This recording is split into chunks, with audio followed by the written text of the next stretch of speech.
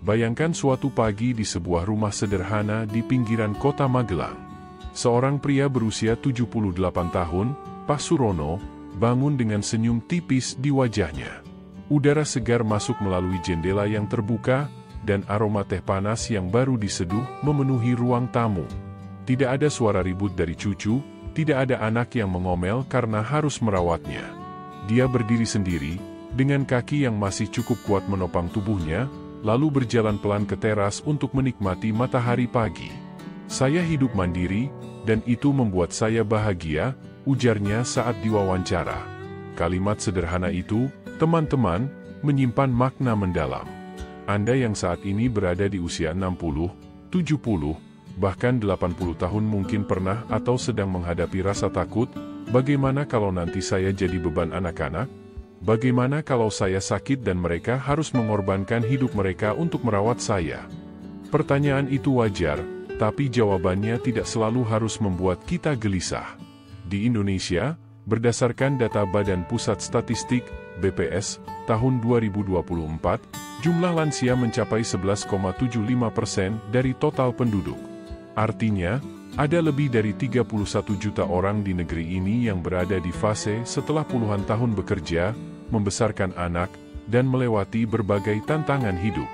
Tapi, dari angka itu, sekitar 37% lansia mengaku khawatir menjadi beban keluarga, baik secara fisik, mental, maupun finansial. Faktanya, kekhawatiran ini memang nyata. Dokter geriatri dari RSUP Dr. Sarjito, Yogyakarta, menjelaskan bahwa semakin bertambah usia, risiko penurunan kesehatan meningkat. Tulang rapuh, sendi kaku, tekanan darah naik, bahkan daya ingat bisa menurun. Tapi yang jarang dibicarakan adalah bagaimana kita bisa mempersiapkan diri jauh sebelum hal itu terjadi, sehingga kita tetap harus merasa berharga, percaya diri, dan lebih mandiri di usia senja. Pak Surono adalah contoh nyata. Dia bercerita bahwa di usia 55 tahun, ia mulai mengubah gaya hidupnya. Makanan yang dikonsumsi ia atur, lebih banyak sayur, buah, dan ikan dibanding daging merah. Ia mengurangi gula, menghindari gorengan berlebihan, dan cukup minum air putih setiap hari. Awalnya, keluarganya mengira itu hanya obsesi orang tua yang bosan. Tapi hasilnya terasa. Saat banyak teman sebayanya mulai sering keluar masuk rumah sakit, Pak Surono tetap aktif berjalan kaki setiap pagi, mengurus kebun, bahkan sesekali ikut kegiatan di balai RW. Yang menarik, Pak Surono juga mempersiapkan keuangan. Kalau mau mandiri, jangan cuma pikir soal badan sehat, tapi juga kantong sehat, katanya sambil tertawa. Dia sadar, tanpa dana darurat, bahkan pria atau wanita paling sehat pun bisa jadi beban jika tiba-tiba sakit atau kehilangan kemampuan mencari penghasilan. Ada juga kisah Buati dari kota Solo, yang kini berusia 82 tahun. Setelah suaminya meninggal tahun 2009, ia sempat depresi. "Saya takut sendirian," kenangnya. Tapi ia memutuskan untuk ikut komunitas senam lansia dan belajar membuat kerajinan tangan. Hasil kerajinannya dijual di pasar dekat rumah. "Uangnya tidak seberapa, tapi saya merasa hidup saya berarti. Saya tidak harus minta dari anak," ujarnya sambil menunjukkan beberapa tas anyaman yang ia buat sendiri. Dari dua kisah ini, terlihat pola yang sama. Kemandirian tidak terjadi begitu saja. Ia harus dibangun sejak dini, bahkan sebelum tubuh melemah. Dan ini bukan hanya tentang tidak mau merepotkan, tapi juga soal harga diri, rasa percaya diri, dan kebahagiaan pribadi. Para peneliti dari Harvard Study of Adult Development, studi terpanjang di dunia tentang penuaan, menemukan bahwa salah satu faktor terbesar penentu kualitas hidup di usia senja bukan hanya kesehatan fisik, tapi rasa kontrol atas kehidupan sendiri. Jika seseorang merasa mampu mengambil keputusan, mengatur rutinitas, dan tetap berkontribusi dalam lingkungannya, risiko depresi menurun hingga 47%. Namun, membangun kemandirian di usia lanjut tidaklah mudah. Ada hambatan-hambatan yang terjadi tanpa kita sadari, penyakit kronis, kehilangan pasangan hidup, hubungan yang renggang dengan anak, atau masalah keuangan yang menumpuk. Karena itu, banyak orang yang penasaran, bagaimana cara menjaga kesehatan tubuh, mental, dan finansial agar kita tidak hanya bertahan hidup, tapi benar-benar menikmati masa tua dengan damai? Itulah yang akan kita bahas dalam video ini. Mandiri di usia tua, 5 strategi teruji agar tidak jadi beban keluarga. Setiap strategi akan saya kupas dengan cerita nyata, data ilmiah, dan tips praktis yang bisa Anda terapkan mulai hari ini, tidak peduli berapa usia Anda sekarang. Sebelum kita mulai, izinkan saya mengingatkan satu hal. Mandiri di usia senja bukan berarti menolak bantuan atau menutup diri dari kasih sayang keluarga.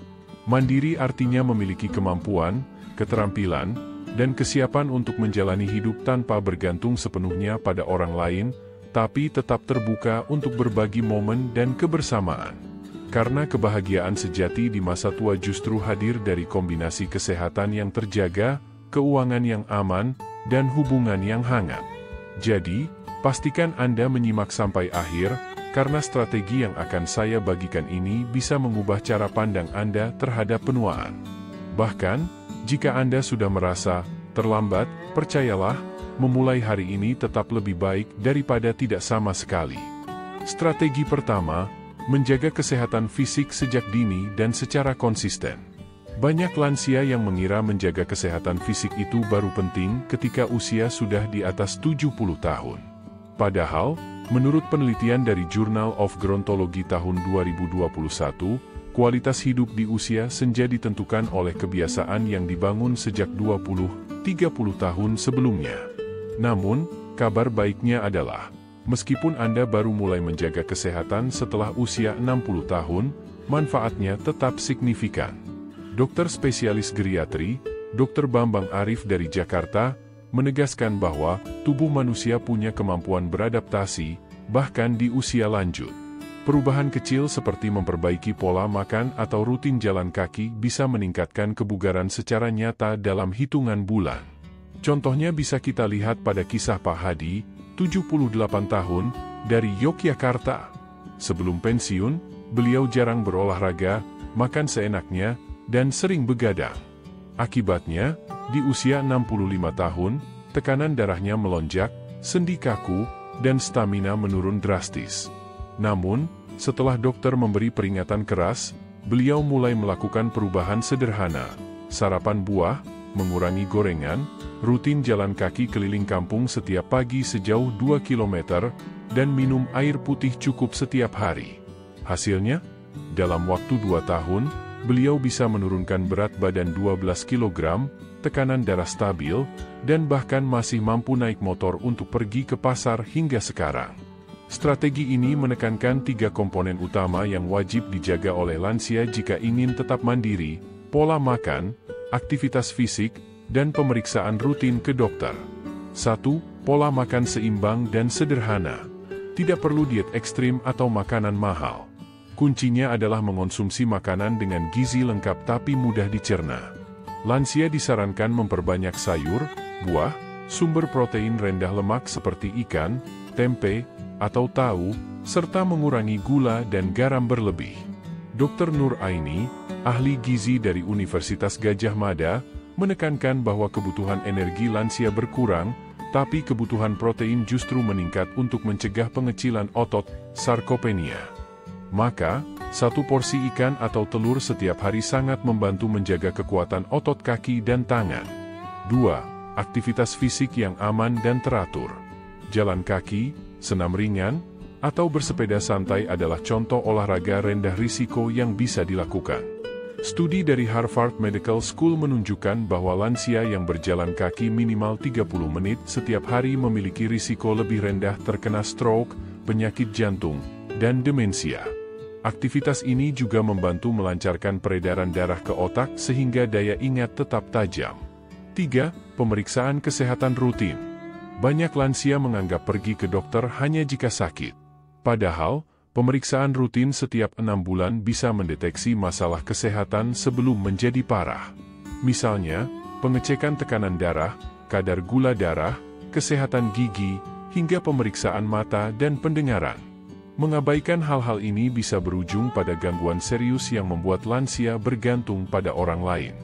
Bila strategi ini diterapkan secara konsisten, hasilnya tidak hanya menjaga kesehatan fisik, tapi juga kemandirian. Anda tidak lagi bergantung pada anak untuk urusan sederhana seperti berjalan ke warung, menyiapkan makanan, atau beraktivitas di rumah.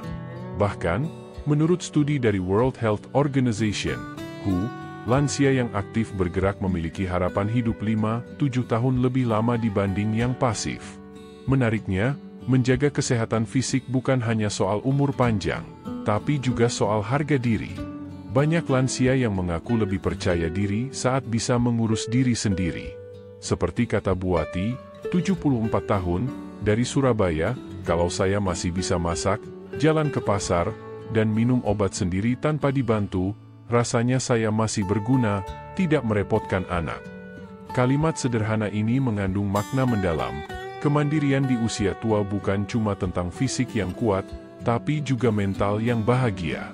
Dan disinilah letak rahasia pertama agar tidak jadi beban keluarga. Anda harus proaktif menjaga tubuh, bukan menunggu tubuh menuntut perhatian. Karena ketika kaki masih kuat melangkah, makanan sehat masih jadi bagian dari hidup, dan minum cukup air menjadi kebiasaan, Anda sudah menyiapkan pondasi untuk masa tua yang lebih sehat, percaya diri, dan mandiri. Strategi kedua, menjaga kesehatan fisik dan kebugaran tubuh secara konsisten. Banyak orang berpikir bahwa di usia lansia, tubuh kita secara alami akan melemah dan tidak banyak yang bisa dilakukan. Memang benar, setelah melewati usia 60 tahun, proses penuaan alami akan membuat massa otot berkurang, tulang lebih rapuh, dan stamina tidak sekuat dulu. Namun, penelitian terbaru dari Harvard Medical School menunjukkan bahwa gaya hidup aktif dan latihan fisik yang tepat bisa memperlambat penurunan fungsi tubuh hingga 40% dibanding lansia yang pasif. Ini artinya, Anda masih bisa tetap kuat, sehat, dan mandiri meskipun usia sudah di atas 70 tahun. Contoh nyatanya bisa kita lihat dari kisah Pak Yusuf, 74 tahun, warga Magelang, Jawa Tengah. Dulu, setelah pensiun dari pekerjaannya sebagai guru, Pak Yusuf mulai jarang keluar rumah dan lebih sering duduk berjam-jam di kursi ruang tamu sambil menonton TV. Dalam 2 tahun, kesehatannya menurun drastis, kaki sering pegal, nafas cepat lelah, dan berat badan naik hingga membuatnya sulit berjalan jauh.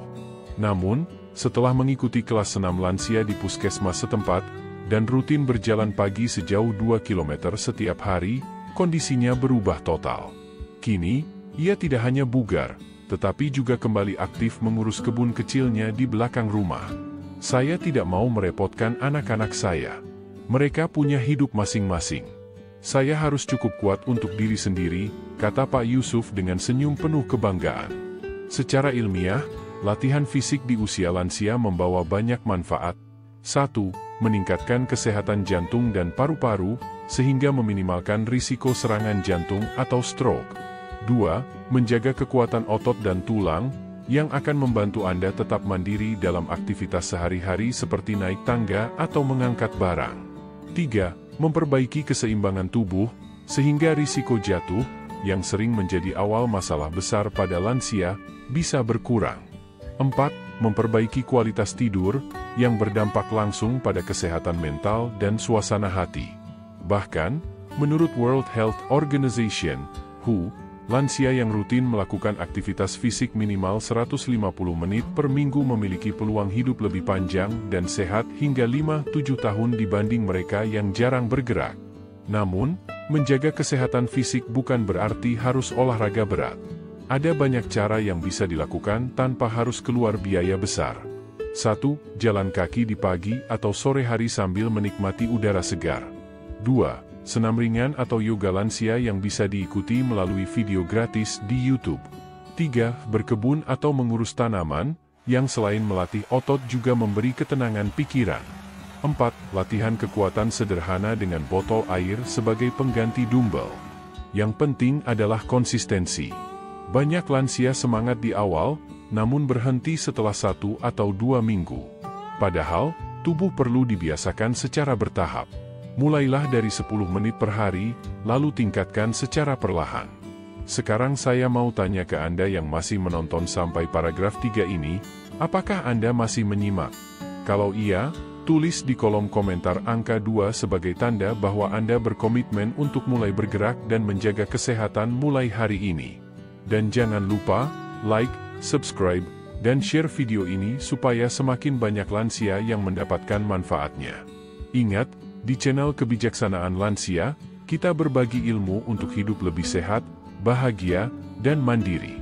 Dengan menjaga kesehatan fisik, Anda bukan hanya menambah tahun dalam hidup, tetapi juga menambah kehidupan dalam tahun-tahun Anda.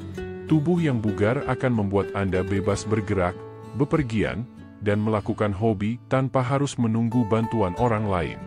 Dan inilah salah satu kunci agar tidak menjadi beban keluarga. Anda kuat, Anda mandiri, dan Anda percaya diri.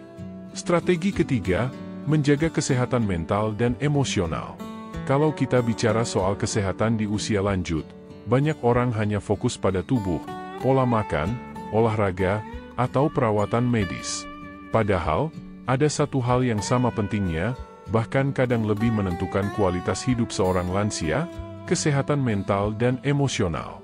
Anda mungkin masih kuat berjalan, kaki masih kokoh menapak, dan tubuh cukup sehat, tapi jika pikiran sering diliputi kesedihan, rasa kesepian, atau kecemasan, hidup bisa terasa hampa. Saya ingin mengajak Anda membayangkan satu sosok, Ibu Ratna, 72 tahun, tinggal di Bandung. Dulu, beliau sibuk mengurus toko sembako miliknya. Setelah pensiun, dan terutama setelah suami meninggal 5 tahun lalu, rutinitasnya berubah drastis. Awalnya, beliau merasa lega bisa istirahat, tapi lama-kelamaan mulai merasa sepi. Anak-anaknya sudah berkeluarga dan tinggal di luar kota. Setiap pagi saya bangun, rumah terasa sunyi, kadang TV menyala hanya untuk mengusir hening, cerita beliau. Itu adalah sinyal klasik loneliness syndrome yang dialami banyak lansia. Data dari National Institute on Aging di Amerika menunjukkan bahwa kesepian kronis pada lansia meningkatkan risiko depresi hingga 60% dan bahkan bisa memengaruhi kesehatan fisik, meningkatkan risiko penyakit jantung, gangguan tidur, dan penurunan daya tahan tubuh. Dokter spesialis geriatrik sering mengingatkan, kesehatan pikiran sangat memengaruhi kesehatan fisik. Pikiran yang stres bisa mengubah pola makan, mengganggu kualitas tidur, bahkan memperburuk penyakit kronis seperti diabetes atau hipertensi. Strategi ketiga ini mengajak Anda untuk aktif menjaga kesehatan mental, bukan hanya menunggu mood membaik dengan sendirinya. Ada beberapa cara yang terbukti efektif. 1. Terhubung secara sosial, jangan biarkan hubungan dengan teman, tetangga, atau komunitas putus. Ibu Ratna akhirnya bergabung dengan klub senam lansia di kelurahan. Setiap Rabu dan Sabtu, ia bertemu kawan-kawan sebaya, tertawa, bergerak, dan berbagi cerita. Katanya, sekarang saya jarang merasa sepi, karena selalu ada yang menyapa. 2. Melatih pikiran positif, psikolog menyarankan menulis gratitude journal, yaitu catatan sederhana setiap hari tentang 3 hal yang Anda syukuri. Ini membantu otak fokus pada hal positif, bukan kekurangan. 3. Mengasah keterampilan baru, otak seperti otot, jika terus dilatih akan tetap tajam. Ada lansia yang belajar melukis, memainkan alat musik, bahkan kursus bahasa asing secara online. Selain melatih otak, kegiatan ini juga menumbuhkan rasa bangga dan percaya diri. Ada satu poin yang sering dilupakan, mengatur konsumsi informasi. Lansia sering menjadi korban banjir berita negatif, apalagi jika terlalu banyak menonton TV berita atau membaca kabar buruk di media sosial. Jika dibiarkan, ini bisa memicu kecemasan berlebihan. Batasi waktu mengonsumsi berita, pilih sumber yang kredibel, dan imbangi dengan konten positif atau edukatif. Anda mungkin bertanya, bagaimana jika seseorang merasa sudah terlanjur terjebak dalam lingkaran kesepian? Jawabannya, mulailah dari langkah kecil. Coba hubungi satu teman lama, atau mulai keluar rumah sebentar untuk menyapa tetangga. Seperti yang dikatakan Dr. Andrew Steptoe, peneliti kesehatan lansia di University College London, interaksi sosial yang bermakna adalah vitamin bagi otak dan hati. Nah, jika Anda sudah menyimak sampai sini, artinya Anda benar-benar serius ingin tetap mandiri dan bahagia di usia lanjut. Saya mau tantang Anda, Ketik nomor 2 di kolom komentar sebagai tanda Anda setuju bahwa kesehatan mental sama pentingnya dengan kesehatan fisik. Dan jangan lupa, like, subscribe, dan bagikan video ini agar lebih banyak lansia mendapatkan inspirasi dan kekuatan. Strategi keempat, mengelola hubungan sosial agar tetap erat dan bermakna. Salah satu penyebab mengapa banyak lansia merasa terisolasi atau bahkan menjadi beban keluarga adalah menyempitnya lingkaran sosial setelah usia 60-70 tahun. Teman-teman lama banyak yang sudah meninggal atau sakit, aktivitas sosial menurun, dan anak-anak sibuk dengan keluarga mereka sendiri. Padahal, secara psikologis, manusia adalah makhluk sosial. Kehidupan sosial yang aktif terbukti mampu memperpanjang usia dan menjaga kesehatan mental. Sebuah studi dari Harvard Study of Adult Development yang berjalan selama lebih dari 80 tahun menemukan bahwa hubungan sosial yang berkualitas lebih berpengaruh terhadap kebahagiaan dan umur panjang dibandingkan kekayaan atau status. Lansia yang memiliki ikatan sosial yang kuat cenderung memiliki risiko lebih rendah terhadap penyakit jantung, depresi, bahkan Alzheimer. Jadi, jika Anda ingin tetap mandiri dan tidak menjadi beban, kuncinya adalah terus memelihara hubungan sosial yang sehat.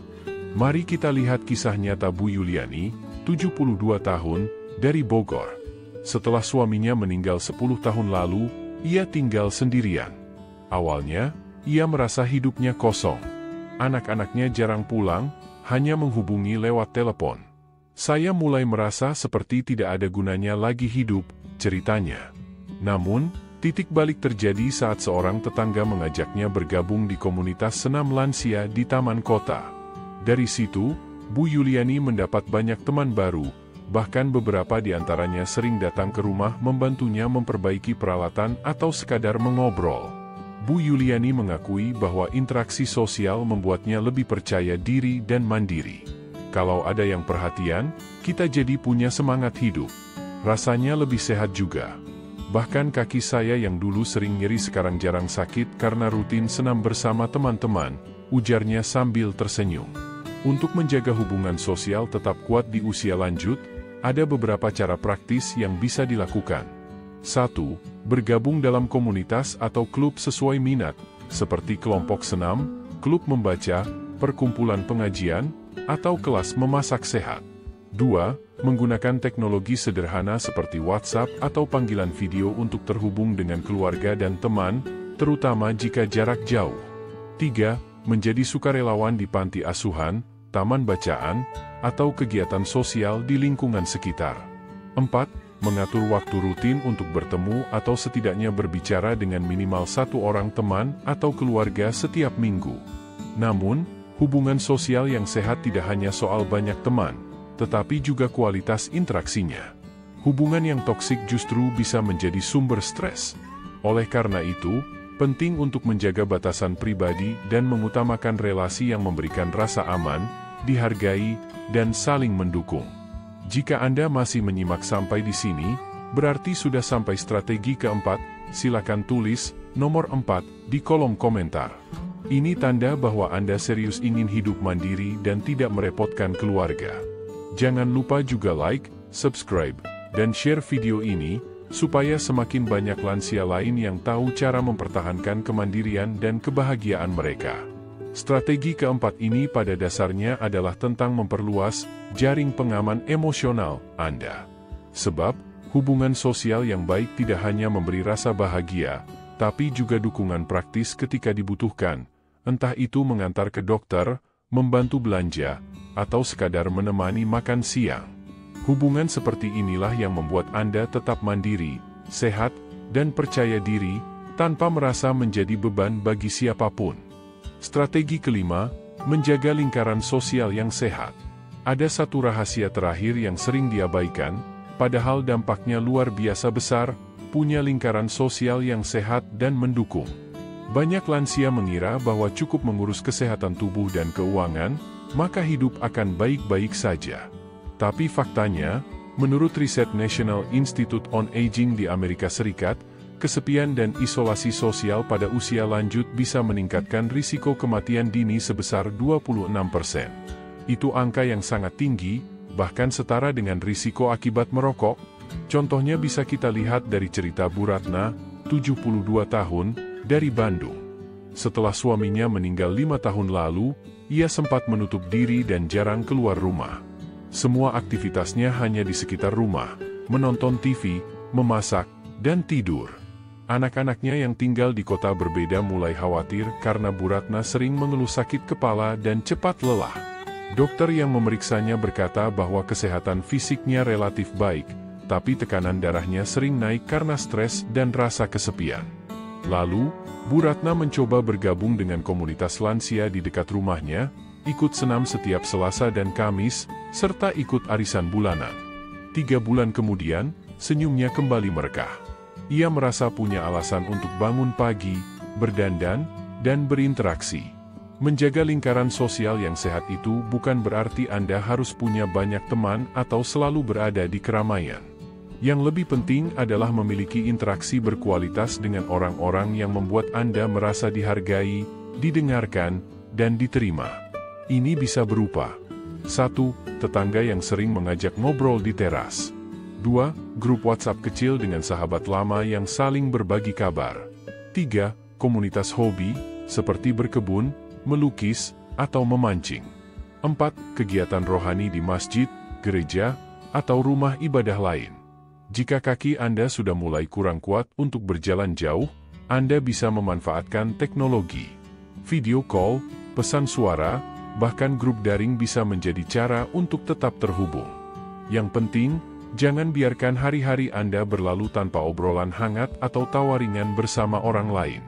Dari sisi kesehatan, interaksi sosial yang positif bisa membantu menjaga kesehatan mental, menurunkan risiko depresi, dan bahkan memperlambat penurunan fungsi kognitif seperti daya ingat. Studi dari Harvard Study of Adult Development yang berlangsung lebih dari 80 tahun menemukan bahwa hubungan sosial yang hangat adalah faktor paling berpengaruh terhadap kebahagiaan dan umur panjang, bahkan lebih penting daripada status ekonomi atau pencapaian karir. Nah, sebelum kita lanjut ke kesimpulan akhir di paragraf selanjutnya, saya mau tanya, apakah Anda masih bersama saya sampai strategi kelima ini? Kalau iya, tulis di kolom komentar nomor 4, supaya saya tahu Anda serius mengikuti pembahasan ini sampai tuntas. Dan jangan lupa, klik like, subscribe, dan share video ini agar semakin banyak lansia yang bisa mandiri dan bahagia di usia senja. Kesimpulan akhir. Sahabat, kebijaksanaan lansia, yang saya hormati, kita sudah membahas 5 strategi teruji agar Anda tetap mandiri di usia tua dan tidak menjadi beban keluarga. Mulai dari menjaga kesehatan tubuh dengan rutin bergerak, mengatur keuangan secara bijak, melatih keterampilan mental dan kognitif, membangun jaringan sosial yang sehat, hingga menjaga harga diri dan rasa percaya diri. Semuanya bermuara pada satu hal, kualitas hidup Anda di usia senja akan sangat ditentukan oleh pilihan yang Anda ambil hari ini. Jangan tunggu sampai masalah datang baru bertindak. Ingat, setiap langkah kecil yang Anda ambil, baik itu menambah aktivitas fisik, mengurangi makanan tinggi gula, menabung secara konsisten, atau sekadar menghubungi teman lama, akan berdampak besar setelah bertahun-tahun. Saya teringat perkataan Dr. Arif Santoso, SP.Gk, seorang dokter gizi klinis dari Jakarta, yang mengatakan, usia tua yang bahagia bukan hadiah, tapi hasil dari perencanaan dan kebiasaan baik yang dijaga terus-menerus. Jadi, jika Anda ingin hidup cukup nyaman, tetap sehat, dan bisa berdiri di atas kaki sendiri tanpa harus merepotkan anak-anak, maka 5 strategi ini wajib Anda jalankan sekarang juga. Jangan remehkan betapa berharganya kemandirian, karena ketika Anda mandiri, bukan hanya tubuh dan pikiran yang sehat, tetapi hubungan dengan keluarga pun menjadi lebih harmonis. Kalau Anda masih menyimak sampai di akhir video ini, saya ingin mengajak Anda untuk ikut membantu menyebarkan semangat kemandirian bagi para lansia lainnya. Silakan ketik nomor 6 di kolom komentar, agar saya tahu Anda adalah bagian dari komunitas yang ingin menua dengan bermartabat.